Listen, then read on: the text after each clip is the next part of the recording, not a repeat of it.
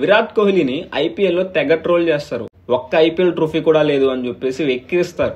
అది ఎట్లా ఉంటదంటే జోబులో ₹1,00,000 ఉన్నోడి దగ్గరికి వెళ్లి నీ దగ్గర పావలా బిల్ల ఉందా అని అడిగినట్లు ఉంటది. ఆ ₹1,00,000తో పోలిస్తే ఈ పావలా బిల్ల చెల్లని కూడా చెల్లదు, అసలు నథింగ్ అనమాట. సేమ్ అట్లానే విరాట్ కోహ్లీకి ఉన్న ఫ్యాన్ బేసు, అతని యాటిట్యూడ్, అతని క్రికెట్ కెరీర్, అతని ఆస్తి అంతస్తు, అతని celebrity ranking, number 1 celebrity ranking in India, వీటన్నిటితో పోలిస్తే ఈ కప్ అనేది నథింగ్ అనమాట. మహా అయితే కాసేపు ఉండదు చేతిలో, అంతే.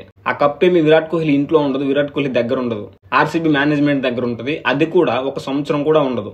అట్లాంటి ట్రోఫీ కోసం విరాట్ కోహ్లీని ట్రోల్ చేస్తారేంటి? విరాట్ కోహ్లీ ఇండియాకి ఎంత గొప్ప ఇన్నింగ్స్ ఆడాడు, అదంతా మర్చిపోయారా?